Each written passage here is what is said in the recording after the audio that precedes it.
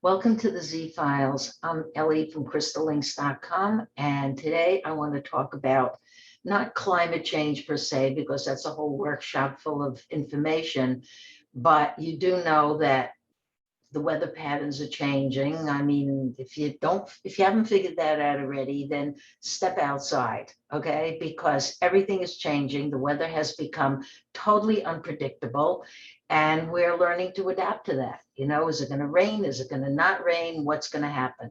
But part of this goes to two things. One is called lenticular clouds, which are a personal favorite of mine. And then yesterday, something that was on the news in Montana called Mothership Supercell. Okay, so that totally perked me up. I never heard of it before. I am not a meteorologist. I've never taken a course in it. I like watching, when they make the predictions or whatever, the meteorologists on TV, but that's definitely not my field. In the meantime, with all the climate change, one really does have to watch what goes on with the weather and the storms and everything else. Getting back to lenticular clouds. Years ago, I received a picture that someone had taken of a lenticular cloud. He said this was in Sedona, which is very popular with metaphysical people. It's a huge, beautiful cloud, but what catches people's attention with it is that it looks like a UFO. I started Crystal Links back in 1995, and then people started sending me different things. And of course, one of the emphasis was on UFO research and what's going on in the field of ufology and so forth. This person, and I had never heard of a lenticular cloud. There was no YouTube to go to. There was no Wikipedia to go to. So he sends me this picture and he says, Ellie, he said, I took this picture. Do you think it's a UFO? And I wrote back, nope. And I said, it's a cloud. I love clouds. I love what I call cloud scrying or pareidolia. It means you look up at the pictures of the clouds. And to me, clouds very often, the cumulus clouds very often speak to me. So I am someone who looks at clouds and thinks about clouds. But when I saw this was totally new for me because it's not prevalent where I live in the northern part of the United States in New York. But it's more of something that's sort of to the west, Oregon, Northern California, like over Mount Shasta, they see a lot of lenticular clouds. But this man really felt that this was a UFO. Then he wrote back and he said, well, if it's not a UFO, maybe it's covering a UFO. And therefore it's going from this place to that place, and it's observing things. And when it comes to ufology, everybody's got their own little spin, as we say, with the clouds, their own little twist on the story. But I really never bought into it, but I politely said, well, I'm going to see what kind of research I can do. You do your research, I do mine. And I posted a file called Lenticular Clouds. And I put it up, and no sooner said than done, people started sending me pictures of lenticular clouds that they had taken pictures of. Most recognized, that these are clouds, but they look so much like UFOs that it's like, wow, this is because, we're used to the regular cloud patterns and formations, but these are definitely different. Now we segue to something that came yesterday, and that is in this picture. Multiply that, okay, by, I don't know how many feet, and you have something called can you see it?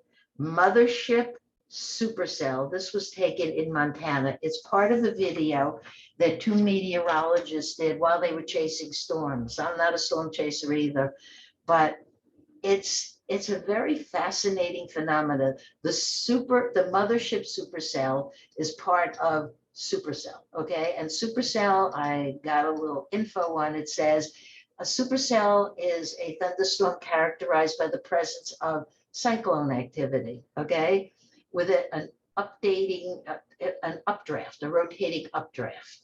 They generally can be found in the Great Plains of the United States and in the area called Tornado Alley. And if you live in that area, you've probably seen something like that. But there are storms that come underneath, whereas lenticular clouds do not necessarily follow with storms.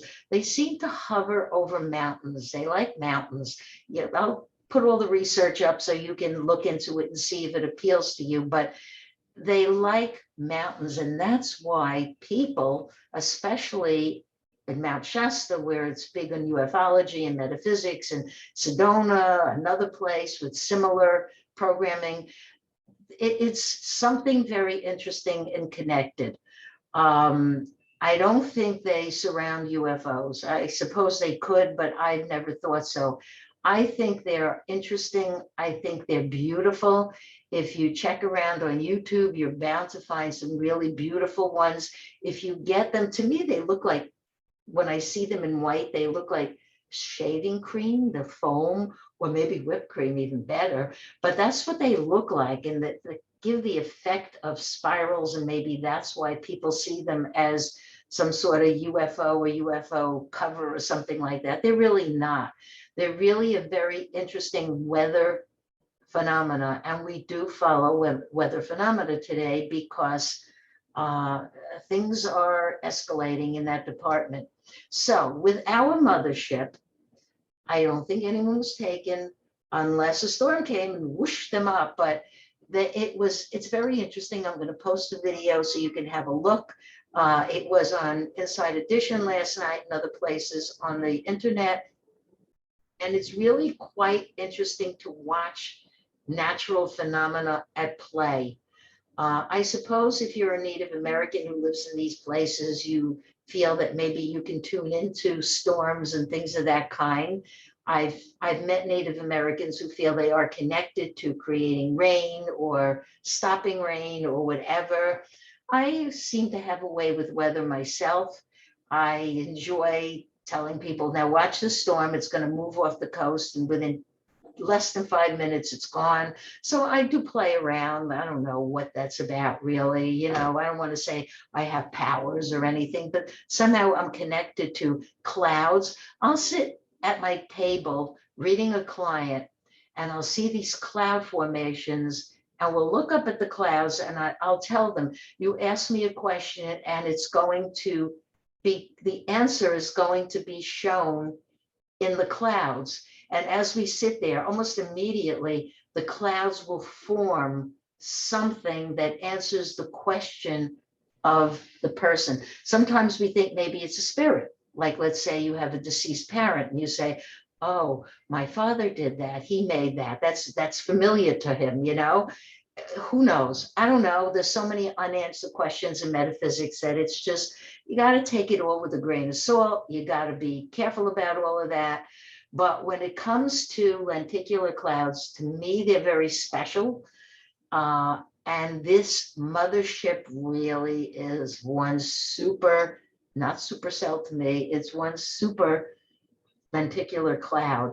Go explore them. I'm going to put a link when I post this. I'm going to put a link on my YouTube and a link to my file on lenticular clouds. I think you're going to enjoy them. A few of them may just wow you because they are really, really interesting. If you see the sun behind them, the lenticular clouds, let's say there's a setting sun, here's the giant cloud, and behind it is the setting sun. They look pink or peachy color or whatever color the sun is. And if you combine that with some beautiful shades of blue in the sky, they're really very fascinating. I guess this interests me and maybe you as well. As far as you seeing a real UFO, oh God, there's so much online now. I think in a couple of days or maybe a week or so, they're supposed to come out with information about, I don't know, the government revealing something having to do with UFOs. Right now, I know they're not going to, absolutely not. The only way they will is if an actual UFO, this is what we're waiting for, a UFO comes over, it's not a lenticular cloud or a mothership supercell, it's just A cloud. It's just a UFO, no clouds, no nothing. It lands or beams down entities who are here to educate and teach us, because that's what we're really here for. I know that we're here to study emotions and all the dramas, but we're also here to learn. You know, the emotions and the dramas are all these chakras down here, but then we have intellect, and we really, as humans, we really want answers. We really want to know. And I truly believe that the government has covered things up. There's no doubt about that. But that they actually know what's buzzing around in the current UFO sightings that the Navy has recorded and other people have recorded, which have gone on for decades, by the way, not this little thing they talk about. But I don't think they know what's on these UFOs, because I really don't think there is anybody on, are anybody on the ships? I just don't think so. I think they're just projected illusion. I don't know who's running the projection, but I think the projection illusion, or at best, maybe there's some sort of drones, you know, that monitor the planet. I don't know. Your guess is as good as mine till somebody comes forward and tells us the truth, because one of them has crashed. These are not going to crash. They're not. They may crash if they're from the government. They may crash if there's something extraterrestrial that has risen out of the sea or under the permafrost or something like that. Then maybe they're solid in form, but other than that, they're not. But okay, let's not go into ufology. Let's stick with clouds. Right now, if you can look out and you see clouds, because I'm sitting here on a very cloudy day, if you can look out and you can see those puffy, beautiful little cumulus clouds, just telepathically say, bring me a message. You never know what you're going to see. Maybe nothing. You may say, no, Ellie, nothing happened. The clouds just sit there. It has to be the clouds that are kind of drifting across the sky very slowly, not fast moving clouds, and just look out there. I have seen clouds that look like UFOs, but not cumulus clouds. They are not lenticular clouds. They're cumulus clouds. I have seen the most interesting things in the clouds. I'm going to start the video or take still pictures of them, or maybe do a little video when I'm reading a client. We decide we're going to look out and see who's out there, what's out there. Do I really feel that a UFO is going to come back in any way, shape, or form, and entities will get off? It's a fantasy of many people because we want answers, but I'm not feeling it. No, sorry about that. But you may feel it. You may say, well, one landed in my backyard and this entity came out and spoke to me. So show us, tell us, what did the entity say? Don't do one of those, oh, the entity said, I cannot reveal this or that. That's BS.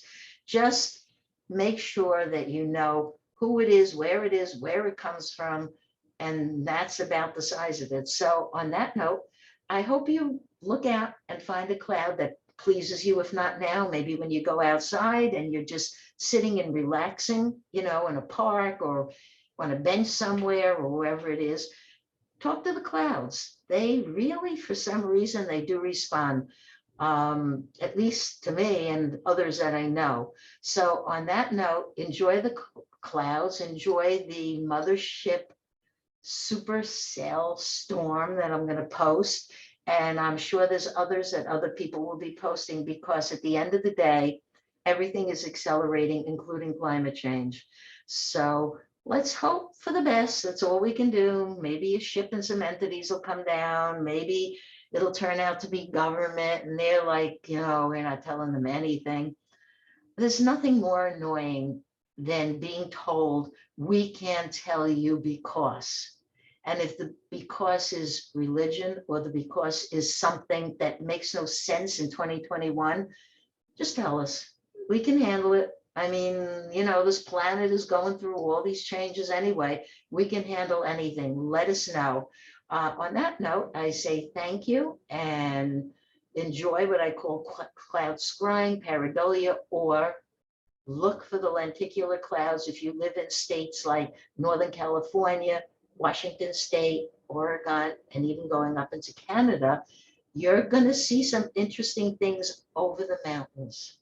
It was a rock and roll song about that. But okay, Next time, talk to you soon, and thank you for listening. Bye-bye.